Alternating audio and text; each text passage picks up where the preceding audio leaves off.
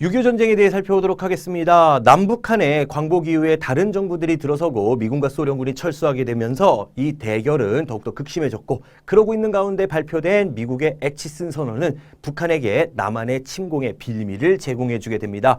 자, 애치슨 선언이라고 하는 것은 이 선을 바탕으로 해서 미국이 관여하지 않겠다라는 정책이었기 때문에 북한의 김일성은 스탈린을 설득해 전쟁을 개시하게 됩니다. 그 전쟁은 바로 1950년 6월 25일 전개되게 됩니다. 바로 북한의 남침으로 시작되게 되죠. 자, 이렇게 전개된 전쟁은 3일 만에 북한군이 서울을 점령하게 되고, 7월에 이르게 되면은요, 한 달 정도 지났을 때 북한군이 낙동강 지역을 중심으로 해서 영토를 대부분을 차지하게 됩니다. 자, 이러고 있는 가운데 국군과 유엔군은 낙동강 방어선이라고 하는 걸 구축하고, 이것이 무너지게 되면은 한반도를 포기한다라고 하는 연합군의 작전 계획에 따라서 최대한 열심히 방어하고 있었습니다. 자, 이렇게 방어만 하고 있는 것은 공격의 끝이 나지 않습니다.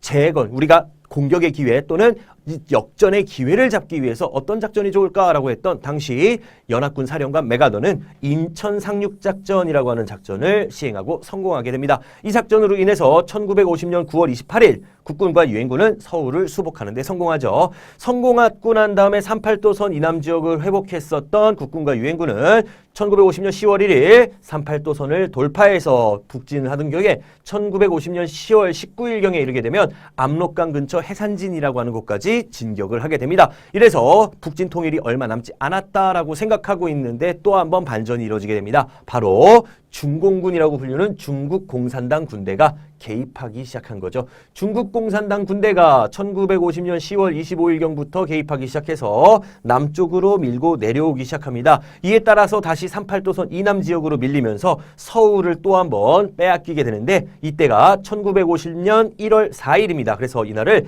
일사후퇴라고 부르게 됩니다. 자, 이렇게 서울을 다시 빼앗겼던 다음에 3월 15일경, 1951년 3월 11일경 다시 서울을 수복하니 이를 서울 재수복이라고 부르게 됩니다. 자, 이렇게 치열하게 전개됐었던 남한과 북한과의 전쟁은 1년 정도가 지나고 난 1951년 7월부터는 바로 지금의 휴전선 부근에 고착되는 현상이 발생합니다. 이때부터 휴전회담이 시작됩니다. 더 이상 소모되는 전쟁을 하지 말자라고 하는 것이 시작되죠. 하지만 이 전쟁은 휴전협정이 시작된 지 2년이 지나서야 휴전이 완성되게 됩니다. 1953년 7월 27일 결국 판문점에서 휴전협정이 조인되면서 휴전이 되게 됐고요. 그 이후 남한은 1953년 10월 1일 날 한미 상호방위조약을 체결함으로써 안보태세를 갖추게 됩니다.